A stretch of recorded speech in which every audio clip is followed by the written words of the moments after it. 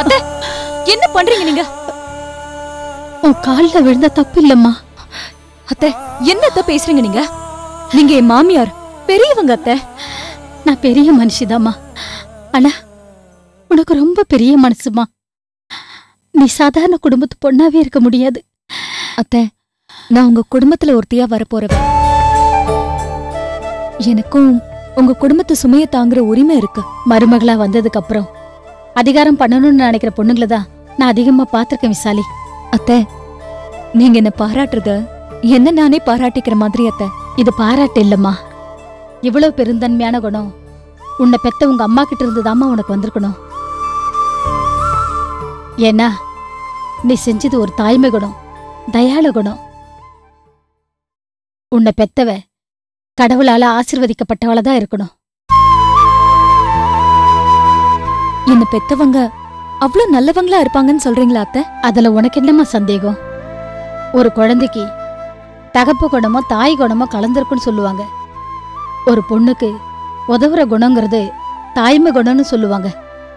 அந்த வகையில நீ செஞ்சிருக்க உதவி உன்னை பெத்த தாய் கிட்ட இருந்து வந்திருக்கு விசாலி. நான் என் மனசுக்கு சரின்னு பட்டதுதான் செஞ்சேன் அத்தை. அந்த மனசு உன்னை பெத்த உன் தாய் உனக்கு கொடுத்திருக்க சேதனம்மா.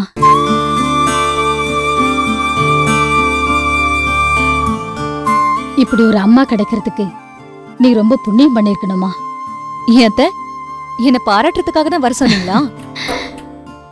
உன்னோட பெருந்தன்மையான குணத்தை என்னால பாராட்டாம இருக்க முடியலம்மா. அதான் நான் உன்னை வர சொன்னேன்.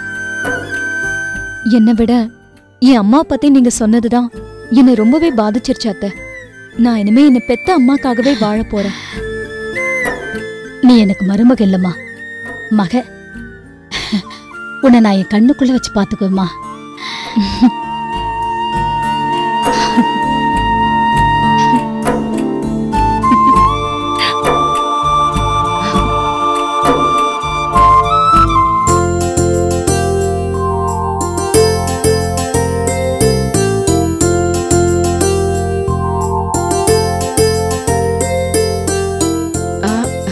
என்னம்மா வந்துட்டியா? போன காரியம் நல்லபடியா நடந்துச்சா? ஐயோ, அதை ஏன் கேக்குற? அவங்க மாமியார் நகை நகைன்னு ராட்சசி மாதிரி அலையறாமா. பொம்பளையா அவ? சில பொண்ணுங்க வீட்ல பணம் பறிக்கிறதுக்குன்னே பொம்பளைங்க ரெடியா இருப்பாங்க. டிவில சினிமால கூட இந்த மாதிரி ஒரு மாமியாரையும் புருஷனையும் நான் பார்த்ததே இல்லப்பா. ஐயோ, எவன் தான் இந்த வரதட்சணை கண்டுபிடிச்சான்னு தெரியல. இந்த பொண்ணுங்களோட வாழ்க்கைக்கு வரதட்சணை ஒரு யமனா இருக்குமா? மாமியார் நகநட்டு இல்லாம வீட்டுக்கு வரக்கூடாதுன்னு சொன்னதும் மருமக நகநட்டோட வந்த உடனே மாமியார் முகத்துல சந்தோஷத்தை பாக்கணுமே. நான் அவங்க கிட்ட என் நாத்தனார் கண்ணுல ஒரு சொட்டு கண்ணீர் வந்தா கூட நடக்கிறதே வேறன்னு மிரட்டிட்டு வந்திருக்கேன். என்னதான் மிரட்டினாலும் சில ஜென்மங்க திருந்தவே திருந்தாது. இதுக்கு மேல டார்ச்சர் பண்ணா போலீஸ்ல கம்ப்ளைண்ட் பண்ணிடுவேன்னு சொல்லி வார்ன் பண்ணிட்டு வந்திருக்கேன். மாமனார் வீட்ல பணம் பறிச்சே பழகி போன சோம்பேறி புருஷங்க இருக்கிற வரைக்கும் இந்த பிரச்சனைகள் எல்லாம் தீரவே தீராது. இதுக்கு மேல பிரச்சனை இருக்காதுன்னு நினைக்கிறேன். பாக்கலாம் என்ன நடக்குதுன்னு.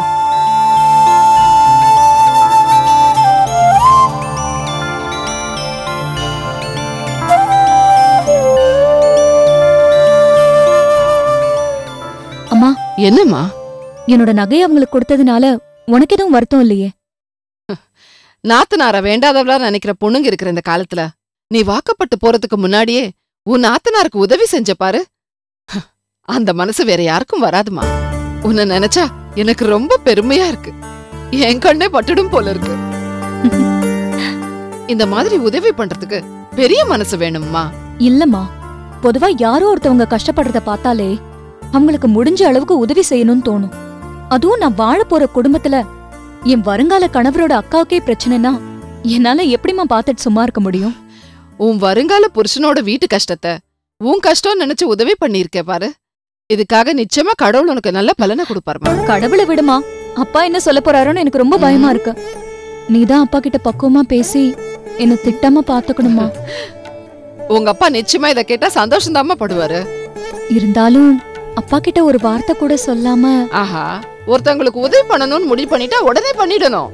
யோசிக்கிறதோ மத்தவங்கள்ட்ட யோசனை கேட்கறதோ கூடாது. அதுவும் நீ செஞ்ச காரியம் புண்ணிய காரியம்மா. இதுல எங்க 2 பேருக்கும் சந்தோஷம் தான்மா.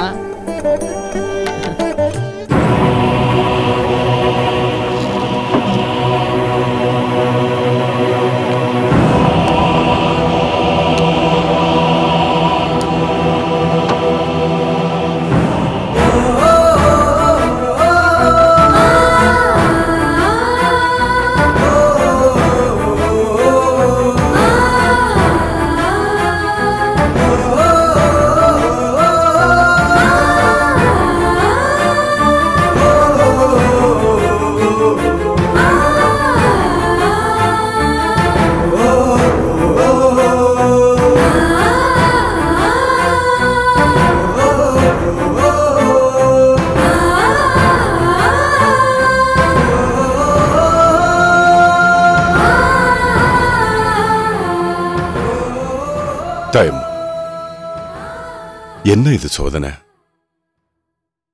நீ ஜாம பூஜை பண்ணிட்டு போனதுக்கு அப்புறம் 2 உயிர் பலியாயிடுச்சு. எதிரிங்களை அழிக்கிறதுக்காகவும் ஊர் மக்கள் நல்லா இருக்கணுங்கிறதுக்காகவும் நீ இந்த ஜாம பூஜை பண்ண. ஆனா நீ எதுக்காக இந்த ஜாம பூஜை பண்ணியோ அதுக்கு அர்த்தமே இல்லாம இப்படி அப்பாவி ஜனங்க சாகிறதுல என்ன நியாயம்? ஊரே பயந்து கொலை நடுங்கிட்டு இருந்தப்போ இந்த ஆண்டவன் சொன்ன ஒரு சொல்லுக்காகத்தான் ஊர் மக்கள் எல்லாம் அடங்கி நல்லது நடக்கும் நினைச்சிட்டு இருந்தாங்க. ஆனா இப்போ அவங்க நினைப்பிலேயே விஷம் கலந்திருக்குமே. இந்த சாம்ராஜ்யம் என்னோடது. இங்க ஒரு உயிர் கூட தவறுதலா என்ன அறியாம போக கூடாது.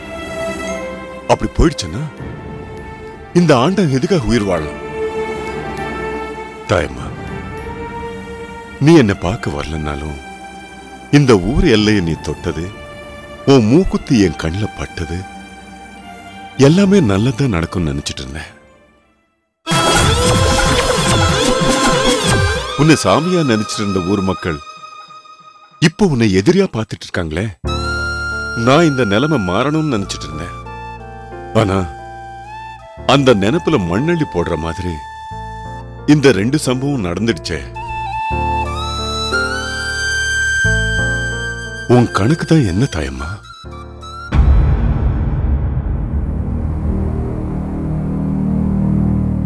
ஐயா, ஊர்க்காரங்க உங்களை அவசரமா பார்க்க வந்திருக்காங்க. சரிங்க ஐயா.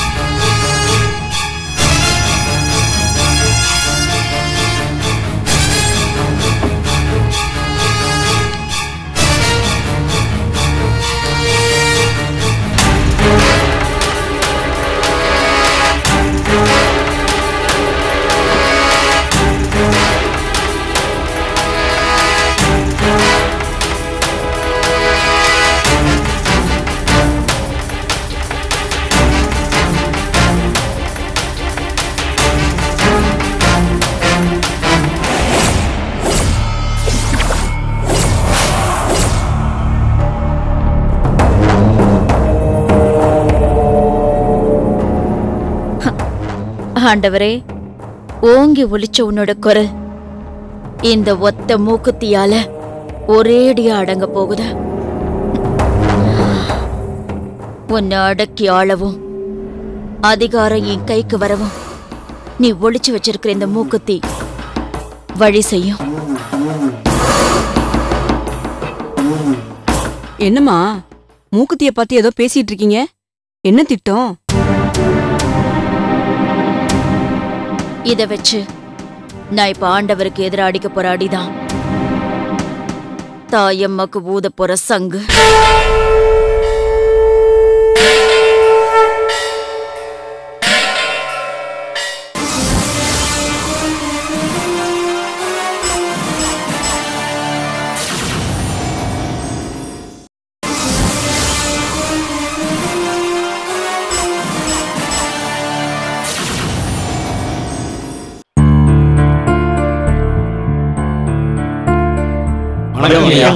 வணக்கம்.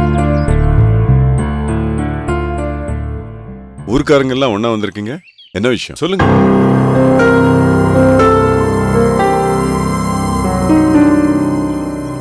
சொல்லுங்க.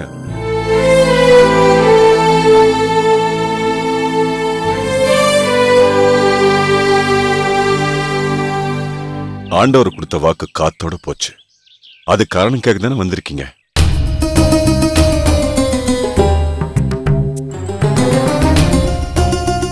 அதுக்கு நீங்க ஏன் தலை குனிறீங்க?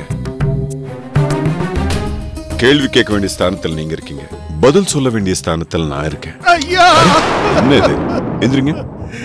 எங்க குல தெய்வம் ஐயா நீங்க. உங்களை தப்பா பேசினா எங்க வம்சமே தப்பாது சாமி. மனுஷனுக்கு கஷ்டம் வந்தா கோயில் முன்னால சாமி கிட்ட நிக்கிற மாதிரி நாங்க உங்க முன்னாடி நிக்கிறோம் சாமி. நடந்த 2 உயிர் பலிக்கும் எங்களை விட நீங்க தான் அதிகமா கவலைப்படுறீங்க. ஊருக்காக பெத்த புள்ளையவே தூக்கி எறிஞ்ச புண்ணியமா நீங்க. எங்க தாயே பழிச்சாலும் உங்களை நாங்க பழிப்போமா ஐயா? எங்களுக்கு இருக்க பயமே உங்க வார்த்தையை மீறி 2 பேரும் உயிர் பலி ஆயிட்டாங்களேன்றதுதான். ஆண்டவர் ஐயா, உங்க அதிகாரத்தை மீறி ஏதோ சதி நடந்துகிட்டு இருக்கு. அந்த சதியை முறியடிக்கிறதுக்கு தான் உங்களை பாக்குறதுக்கு நாங்க வந்தோம். அந்த எல்லசாமிய கூட நாங்க நம்பலங்க, உங்களை தான் நாங்க மலை போல நம்பி இருக்கோம். நீங்களே இப்படி மௌனமா இருந்தா நாங்க எங்கேயா போவோம்? நீங்க எல்லாம் என் மேல வச்சிருக்கிற நம்பிக்கை தான் என்ன பேச விடாம பண்ணுது. ஊர்காவலுக்கு நான் கிளம்புனப்போ மாரிதான் என்ன தடுத்து ஊர்காவலுக்கு போனான். அவன் இப்படி பலியானதுக்கும் அந்த பாவத்துக்கும் நான் தான் காரணம். அந்த குற்ற உணர்ச்சியிலிருந்து இன்னும் என்னால மீள முடியல. ஏன் இப்படி எல்லாம் நடந்தது, இதுக்கெல்லாம் யாரு காரணம்னு அந்த ஆத்தா கிட்ட ஒவ்வொரு நிமிஷமும் நான் கேட்டுட்டு இருக்கேன். ஆண்டவரே, உங்க மக உங்களை விட்டு போனப்ப கூட நீங்க கலங்காம இருந்தீங்க. இப்ப எங்களுக்காக கலங்குறத பாக்குறப்ப எங்க நாடி நரம்பெல்லாம் துடிக்குதுங்க ஐயா. நீங்க ஒரு வார்த்தை சொல்லுங்க, இந்த சாம பூஜை நடத்தி நம்ம ஊரையே சுடுகாடு ஆக்கணும்னு கங்கணம் கட்டி அலையிறவங்களை கண்டுபிடிச்சு அவன் தலையை வெட்டி உங்க காலடியில போடுறோம் ஐயா.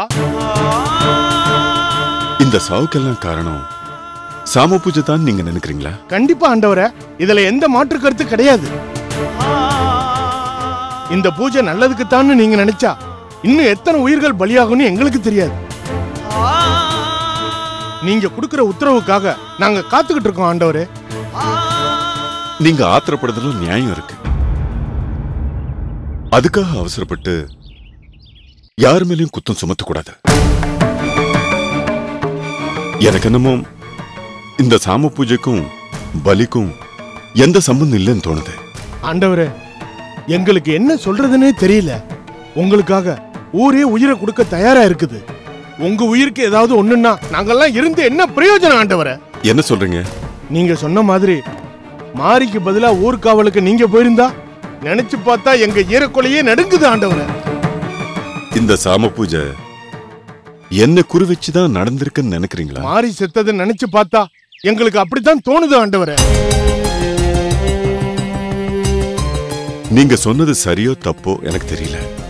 ஆனா என்ன குறி வச்சு இந்த சாம பூஜை நடந்து ஊர் மக்களுக்காக அதுல என் உயிர் போகுதுன்னா அதுல எனக்கு சந்தோஷம் தான். நீங்க சந்தோஷப்படலாங்க, என்னால முடியாத. நீங்க இந்த ஊருக்கு மட்டும் தான் தெய்வமா, எனக்கு இல்லையா?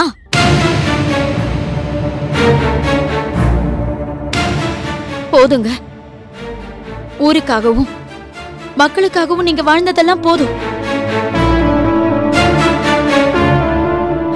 3வது மனுஷங்க இவங்களுக்கே உங்க உயிர் மேல இவ்ளோ அக்கறை இருந்தா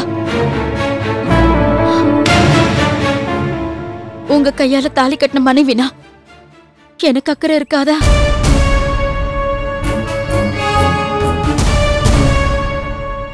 எந்த ஒரு பொண்டாட்டியும் மஞ்சள் குங்குமத்தோட போய் சேரணும்னு தான் நினைப்பா. அந்த நினைப்பு எனக்கு இருக்க கூடாதா?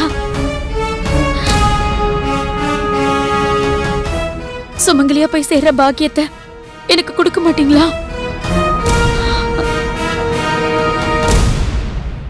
உங்களை கெஞ்சி கேக்குறேன், எனக்கு தாலி பிச்சை கொடுங்க. இது ஊரு பிரச்சனை, அனாவசியமா நீ தலையிடாத. உள்ள போ. மாட்டேன். இதுக்கு மேலேயும் என்னால எதையும் மறைச்சு வைக்க முடியாது. ஊருக்காக நீங்க இத்தனை நாள் வாழ்ந்தது போதும். இனிமே உங்களை யாருக்காகவும் விட்டு கொடுக்க என்னால முடியாது.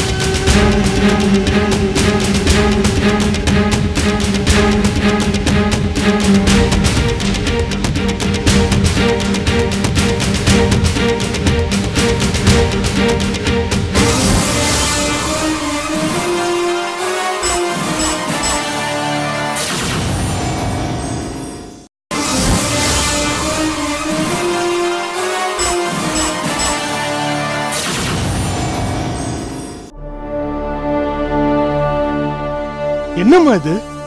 நடந்த 2 கொலைக்கும் இந்த மூக்குத்திக்கும் சம்பந்தம் இருக்கு. என்னம்மா சொல்றீங்க? ஆமா, இது ஊர் மக்களை பழிவாங்கின மூக்குத்தி மட்டும் இல்ல. நான் தெய்வமா மதிக்கிறேன். என் புருஷன் உயிரையே பறிக்க போகுதுன்னு தெரிஞ்சதுக்கு அப்புறம் என்னால உண்மையை மறைக்க முடியாத. என்ன மன்னிச்சிடுங்க. நடந்தத நான் சொல்லிடுறேன். மன்னிக்கணும். இதுவரைக்கும் நான் உங்களை எதிர்த்து ஒரு வார்த்தை கூட பேசினதே இல்லை. காரணம், இந்த ஊருக்கு மட்டும் நீங்க தெய்வம் இல்ல, எனக்கும் தான். உங்களுக்கு ஏதாவது ஒண்ணுன்னா என்னால தாங்க முடியாதுங்க. தயவு செஞ்சு நீங்களே உண்மையை சொல்லிடுங்க.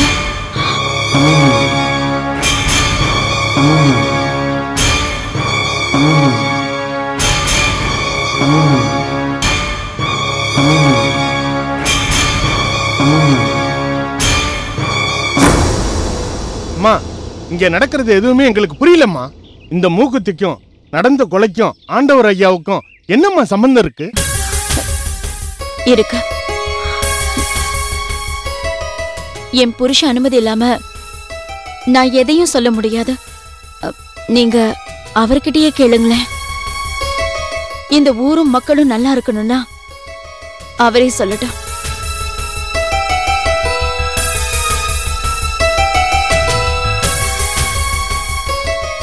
ஐயா, அம்மா சொல்றத பார்த்தா எங்களுக்கு ரொம்ப பயமா இருக்கியா. மூக்குத்திக்கும் உங்களுக்கும் என்ன சம்பந்தம் இருக்கியா? சொல்லுங்க ஐயா.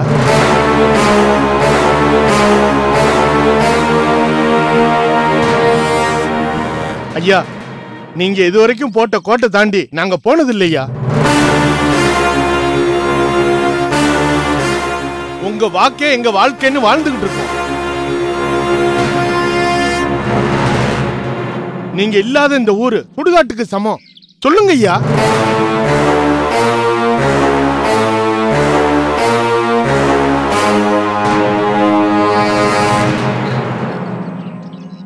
ஏன் அமைதியா இருக்கீங்க?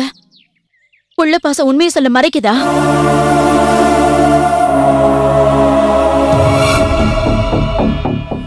உங்களுக்கு உங்க பொண்ணுதான் முக்கியம்னா எனக்கு நீங்க தாங்க முக்கியம்.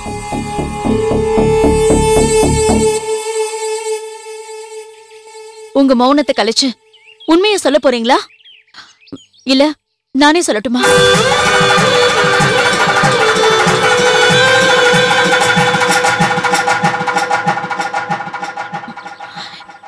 இந்த உண்மையை சொல்றதுனால என் உயிர் போயிடுன்னு பயப்படுறீங்களா?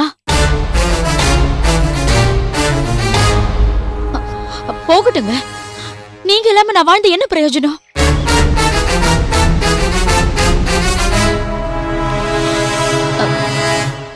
சாம பூஜை நடந்த அன்னைக்கு ஐயாக்கு இந்த மூக்குத்தி கிடைச்சிருக்க. இந்த மூக்குத்தியோட வீட்டுக்கு வந்த ஐயா தாயம்மா போட்டோ முன்னால நின்னு இத வச்சு பேசிட்டு இருக்கிறத நான் பார்த்தேன்.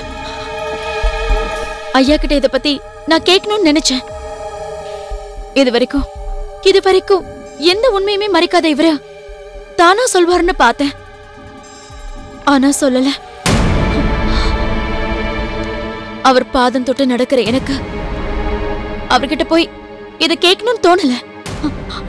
ஆனா இப்ப 2 உயிர் பலியானதுக்கு அப்புறம் இவர் பழி சொல்ல காலாடி வரும்னு பயந்து உண்மையை சொல்லாம இருக்கவும் மனசு வரல. ஆனா இப்போ என் தாலிக்கு பங்கம் வரும்னு நீங்க சொல்லும் போது என்னால சொல்லாம இருக்க முடியல. என்ன மன்னிச்சிடுங்க. அந்த சாம பூஜைக்கும் இந்த மூக்குத்திக்கும் என்னங்க சம்பந்தம்? தயவு செஞ்சு சொல்லுங்க. ஐயா, அம்மா இப்படி மனசு உடைஞ்சு பேசுறத பார்க்கவா நாங்க உயிரோடு இருக்கோம்?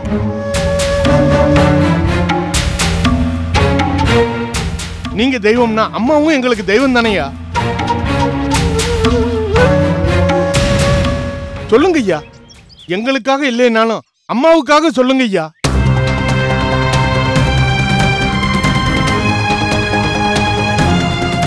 ஐயா, இந்த மூக்குத்திக்கும் தாம பூஜைக்கும் என்னங்க ஐயா சம்பந்தம்?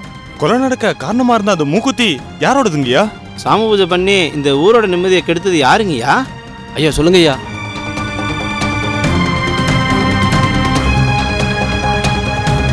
சொல்லுங்க ஐயா, சொல்லுங்க ஐயா. ஐயா, சொல்லுங்க ஐயா. யாரு வந்ததுன்னு சொல்லுங்க ஐயா. சொல்லுங்க ஐயா. சொல்லுங்க ஐயா. ஐயா, யாரு சொல்லுங்க வந்ததுன்னு ஐயா. சொல்லுங்க ஐயா.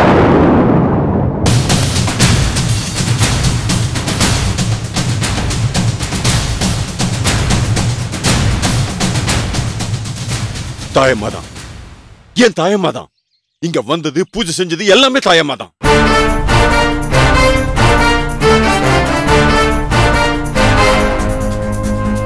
ஐயா, என்னைய சொல்றீங்க? தாயம்மா எதுக்கு இங்க வரணும்? ஊரை விட்டு ஒதுக்கி வச்ச தாயம்மாவுக்கு நம்ம மேல என்னையா கோபம்? எதுக்கு இந்த தாண்டவம்? ஐயோ, தாயம்மா வந்துட்டு போனானு ஏங்க என்கிட்ட உண்மையை மறைச்சிங்க? உங்க பொண்ணு எனக்கும் பொண்ணு தானே. அவ வந்துட்டு போனதுல உங்களுக்கு சந்தோஷமா துக்கமான்னு தெரியல.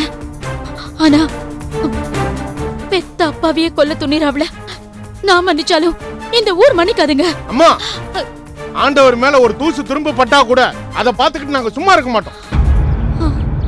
எங்க உயிரை தாண்டி ஆண்டவர் ஐயா நிழல கூட தொட முடியாது. நீங்க கவலைப்படாதீங்கம்மா. ஐயா, உங்க ரத்த பாசம் புரியுது.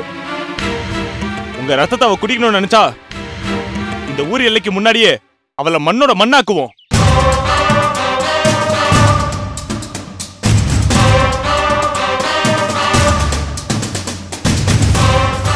ஆமாங்க ஐயா, ஓடி போன தாயம்மா திரும்பி இங்க வந்தாங்கன்னா உங்க உத்தரவுக்காக நாங்க காத்துக்கிட்டு இருக்க மாட்டோம். நடந்த 2 கொலைக்கும் அவங்க பதில் சொல்லியே ஆகணுங்க.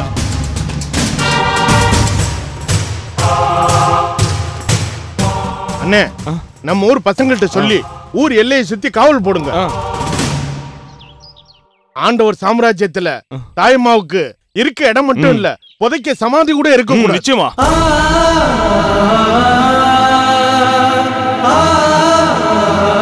நீங்க கவலைப்படாதீங்கம்மா. ஐயாவை நாங்க பாத்துக்கிறோம்மா.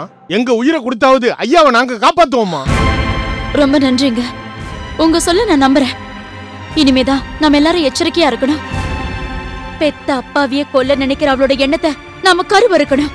நாங்க எல்லாரும் சத்தியம் பண்ணி சொல்றோம்மா, இனிமே இந்த ஊர்ல ஒரு உயிர் பலியாகுதுன்னா அது தாயம்மாவோட உயிரா தான் இருக்கும். நாங்க வர்றோங்க ஐயா. வரங்க ஐயா. வர்றோம்மா. வரங்க ஐயா. வாங்க. வரம்மா.